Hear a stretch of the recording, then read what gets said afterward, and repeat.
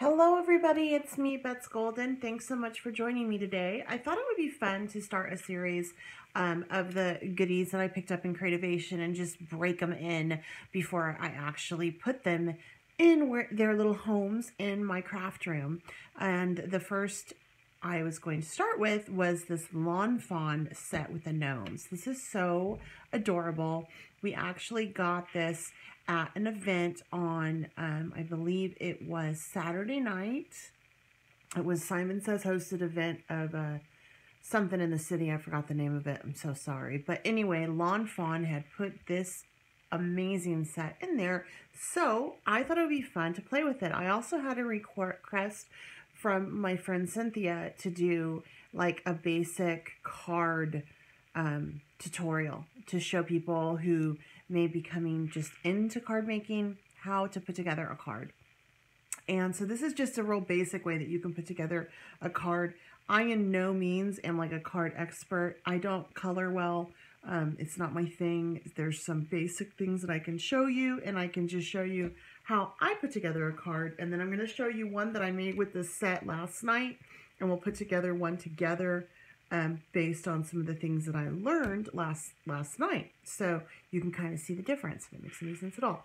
So the first thing you're going to want to do is stamp your image, and I am going to use this little gal, the guy. So I have the image stamped, and then the sentiment I'm using is, "You're a friend like gnome other."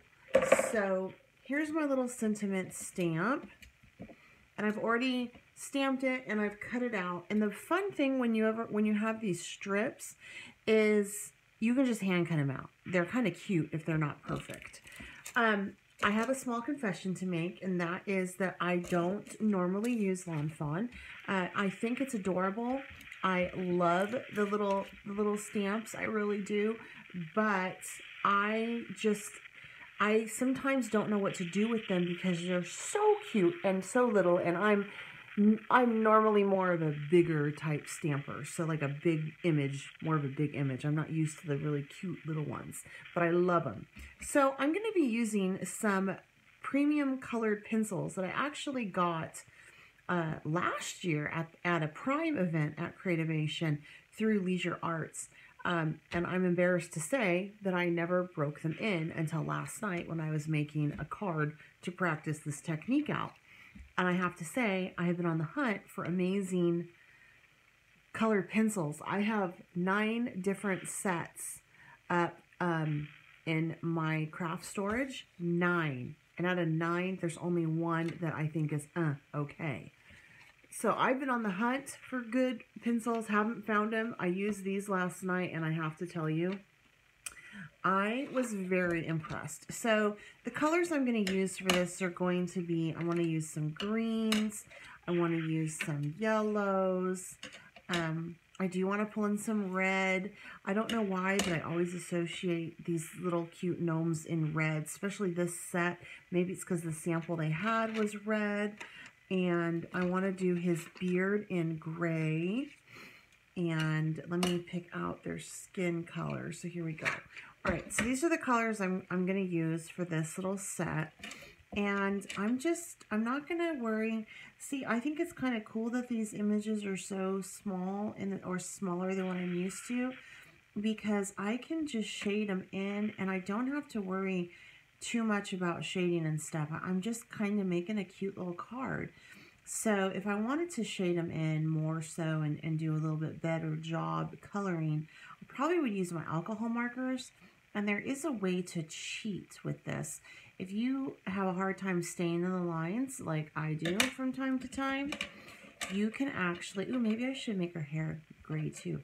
You can actually emboss your image and heat set it, and then it makes staying in the lines so much easier because you have like a little boundary, a little border that you can't get over easily. So it's so easy to do. So I think I'm going to make this little gal with gray hair too. I just think the gray is so cute. They're like, you know, they're wise gnomes. In the Bible, it talks about how, you know, gray hair is wisdom. So we'll go with that.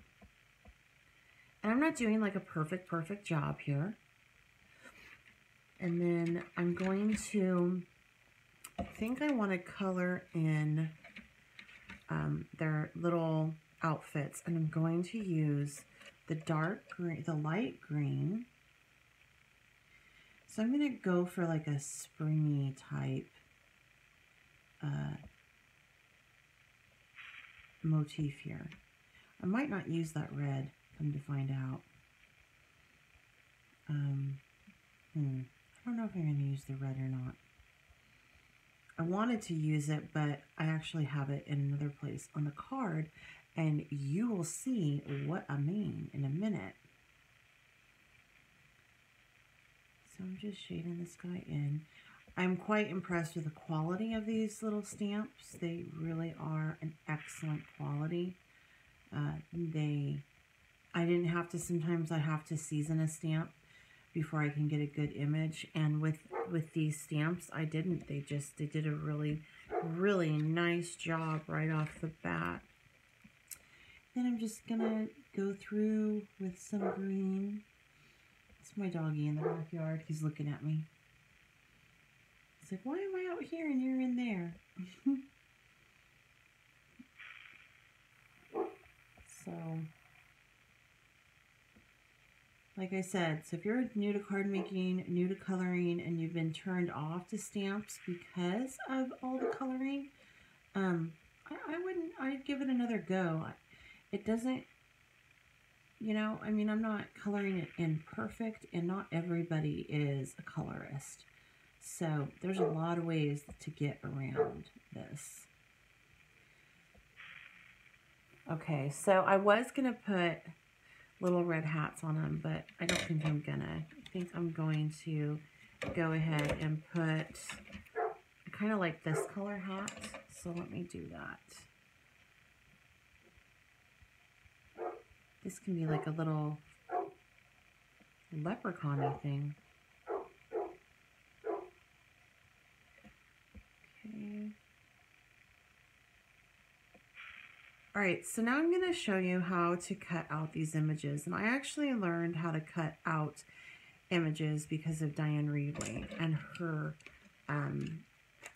channel. She has some really great tips. Now, I also have a scan and cut. And normally, if I wasn't filming straight through, I'd go over and have these on the scan and cut and just cut them out. And Lawn Fawn, I believe, makes coordinating dies. So if you don't want to cut them out and you don't have a scan and cut, you can just get their coordinating dies. So what Diane Reevely says to do is, first of all, once you have your image stamped and ready to be cut out, you are going to want to cut it down smaller. So this was originally on a 4.5 by 5 sheet of paper. And so what I did was I just cut it down smaller, kind of around the stamp. And what that allows you to do is it allows you to cut this image out easier. The other thing that she said was, to the hand that you have your scissors in, don't so much move that as much as you're going to move the other hand to maneuver the paper around, which is exactly what I'm doing. This hand, my left hand, actually I cut with my right hand, which is weird because I'm left-handed. My right hand stays relatively stable, and I move it around with my left hand, and that allows me to get fuller, a better, a more precise cut on this. And so, and if you have like a little area that you need to get back on in to, because it's too small, you can just go ahead and go back to that at the end when your excess is, this meaning excess, is all cut off. So like right now, if I didn't want to cut up into her hair, I could very much so just cut. I could avoid that and then do it later, but it was relatively easy to get that. So, and as you can see, just by moving my hand around and keeping my hand that has my scissors in it relatively still and stable, I get a pretty good cut. And I by no means am, I actually do not enjoy fussy cutting. So this makes it so much easier. I don't color in the lines and I don't cut well. Yet I still play with paper crafting. So just know that if you have any, not everybody in paper crafting and art like masters everything. We all have our preferences. We all don't like to do certain things, and you just kind of work around it and you stick to what you like to do. But if you want to make a card and you're kind of out of your comfort zone like I am right now, then you just do the best that you can. And at the end of the day, nobody is going to care. And whoever you give it to is going to be so touched that you thought of them and you made them a card. So just go for it. So right there, I didn't cut up there, and I'm just going to go back through now.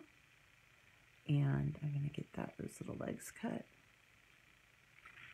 Then there we go. Okay, so my image is cut. So now let's go ahead and assemble the card. And what I've done is this is a weird card base. It is a 4 by 5.5. I'm trying to use it up. It's a 4 by 5.5 card base, okay? So it is a little bit odd. What I did was I took another base that I want to use, and this is Authentique. I think it's the What's Cooking line.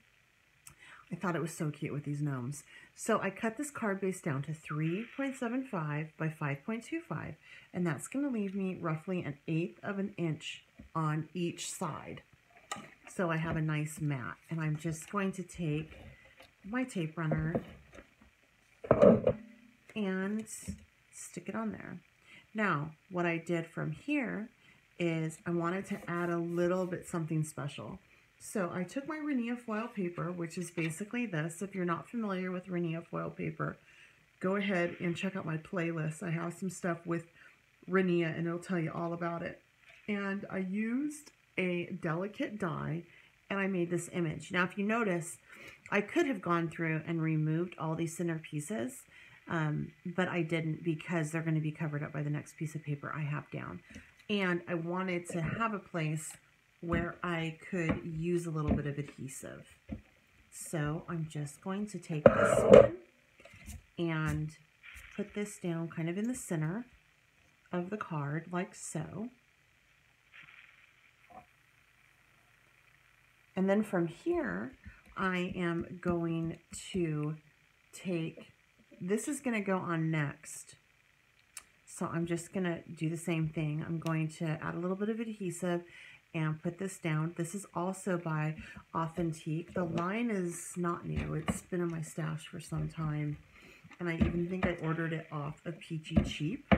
So it's been out for a while, but I got a really great deal on it and I think it's just darling. I'm going to take this little white circle and I'm going to build my scene inside of this. This is part of the problem that I have with this is my hang up that I have with little stamps, is this little stamp on just a card base that really gets lost. It's so small. And I love the use of white space, but it just seems like with all these darling stamps, I should do more with it. So what I do is I build a smaller scene and build my card around that and just really amp it up with a nice frame. I am going to use my Distress Oxide to build this scene in Salty Ocean and Squeezed Lemonade. The reason why I'm using Distressed Oxide is because I do not want my yellow and blue to merge together and create a new color. I want to keep the entirety of the color, and you can do that with Distressed Oxides and not the distressed inks. So I want to kind of make this look like the sun is just peering in just a little bit. So I'm just going to start off the paper like you would with Distressed Oxides. I'm going to Distressed Inks and just work that in like so. And that's about all the sun that I want. I need to go ahead now and just hit this with the heat gun to set it and make it permanent.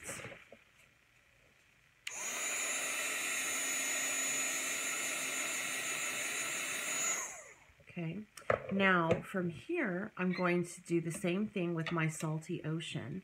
I'm just going to take this and I am going to dab up my dabber. So I'm not doing the typical, you know, dip and swipe technique that you usually do with this kind of ink. I actually am using more of that distress oxide type way. All right, and then with this one, I am going to add a spritz of water to it, and just to, you know, do its little magic. Because I do like what that looks like when it's spritzed. Kind of softens it. I know some of you guys are just cringing because, you know, you think I just wasted that ink on my table and I didn't dip it. But rest assured that if it wasn't for the fact that I'm doing this on video, I probably would have found something to dip it in. All right, now I'm going to spray that.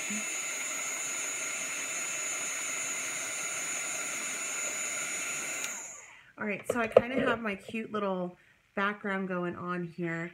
I want to take some black ink and distress the edges or ink the edges. And I also did that here. I took my scissors and I distressed the edges, and then I added some black ink. And that just, to me, kind of amps it up a little bit, gives it a nice level of sophistication. So I decided to do that. I'm going to create a little bit of grass. I'm going to use some Renia foil paper for this. Again, this is just adding some more interest. And to create grass, and as you can see, my sheet right here is rather large. And so I did that on purpose because I want to have the ends available to cut off. So I'm just cutting down some grain, some grass, like so, like a fringe. But then I'm going to go through and do something to make it look a little bit more natural. And as you can see, my cuts are not all the same length. They're different lengths. Make sure that that covers it. It does. All right, so from here, I'm just going to go back in, go in at this angle, and just randomly place some cuts. And what this does is it trims up my grass and just makes it look more like grass. And then I'm doing it again. And then I'm just going to go straight down once again, add in a few more, and then I will adhere it to my little scene that I'm building in the circle.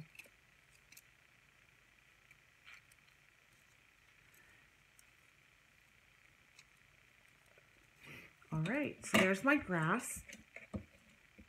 And then from here, I want to make sure I get my sun set up the way I want it. I'm going to lay my adhesive on the bottom. It's super important that when you do this, you lay your adhesive on the bottom of the paper you're working on. I don't like to lay it always on the Renia foil paper. I prefer to do it this way. And then I'm just going to line up the bottom like so. And now I have some cute little grass down here. Flip it over, and you can either fold it over or you can just trim it. I'm going to go ahead and just trim it off.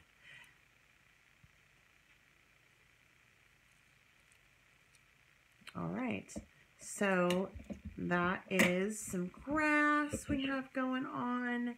And now I'm going to go ahead and just assemble my little gnomes on here and use some pop dots just to give it some extra dimension. And if you want to, you can actually go ahead and take and just flip that grass up a little bit. I like to do this, flip it up, just kind of get it up like that first, just to bunch it up. I want it to get a little bit more worn. And then I just take it and then just kind of smoosh it back, and that just makes it look more like it has, you know, blades and things like that. So I'm going to take my little gnomes and I'm going to use my pop dots on them. I love scrapbook adhesive foam squares. These things are awesome. They are the perfect depth. Sometimes the real cheap ones you can buy it, and I have the cheap ones, I use the cheap ones that you can buy at the craft store. Just they're hard to work with. They don't, the little tops don't come off, like the protectors don't come off as easily as these do. And when you take them off, you know, the entire thing comes up. The depth on them can be really big. So if you want to do any layering at all, it's super hard. So with this, I'm going to be able to just pop dot those on. So they're going to be standing on their little grass like so. And I'm going to go ahead and adhere this also with pop dots on the front of my card that we've already built. So I'm just going to put a couple of these down as well. I should say a few, because I think I'm going to do about 4. And by adding the pop dots, it gives the card a little bit extra dimension and interest. And whenever you have things lifted, I think that that's more visually interesting and appealing to the eye. However, if this is going through the mail and you're worried about the bulk, you can totally just use your tape runner and tape it on. And this will go through the mail and I'm not worried about it. I think it's going to be fine. So that is so cute. We need to add our sentiment. I did not distress the edges of my sentiment yet because I wasn't sure how it was going to fit. And I didn't know if I was going to have to trim it down any. So I'm thinking I want to do you're a, and then friend like gnome other. Okay, so I do need to trim this down. Don't get scared when you see sentiment strips and you're like, dang it, I can't use that because it's too long. No, yes, you can use it. You just have to trim it out. Just trim it down. It's no big deal. All right, so I'm going to go ahead and just ink the edges. And if you have a hard time picking something up, they make little pickup sticks, but I have to tell you that if I just dab my finger on it, it usually will pick up. And if I'm having a hard time, I just kind of lick my finger and it picks up just fine. I know that sounds gross. So if you ever get one of my cards and it has little pieces on it, you're forever going to wonder, is there spit on this? You're a friend like gnome other. I love this saying. This set is really cute, you guys. I fell in love with it when I saw it at Lawn Fawn. If you haven't seen their booth and you'd like to see the video walkthrough of it, make sure you check that out. I have that uploaded on YouTube for you. And she showed this set and I almost died. It is so cute. Their little lanyard pins this year was this little guy in red. It was so cute. And so when I found this stamp set, the next night in my bag, I was ecstatic. I was like, oh my gosh, I so wanted that because I think I would have bought it. I liked it that much. I think it's so cute. And could you, like, do you have a kid that plays Pokemon? Because if you have a kid that plays Pokemon, the mushrooms, you could totally do something cool with those mushrooms. You know, and then what else? Is it Pokemon or is it something else? What's the other one? Is it Mario? I don't know. I don't know. I am not a video gamer. I am just a crafter. So I'm just going to put the sentiment on.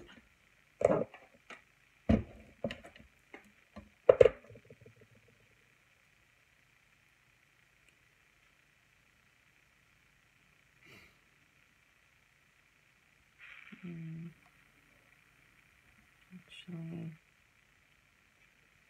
not liking how I placed that. I think I'm going to do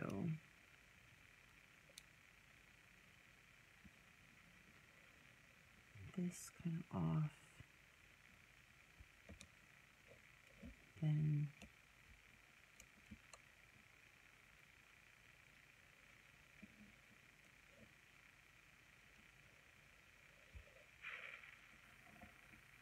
do this here. So, you know, play with your sentiment until you get it to your liking.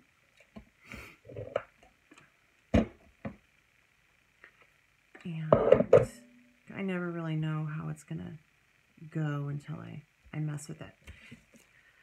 I'm going to finish it off with some Nuvo Dual Drops, the strawberry color.